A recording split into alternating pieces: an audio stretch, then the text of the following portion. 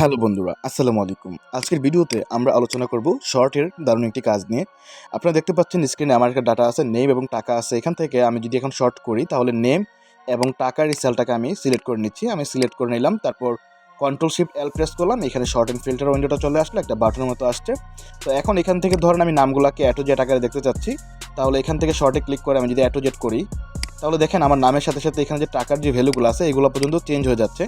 But আপনাকে শর্ত দেওয়া হলো শুধুমাত্র নামগুলোকে আপনি শর্ট করবেন, টাকার ভ্যালু যেন পরিবর্তন না হয়।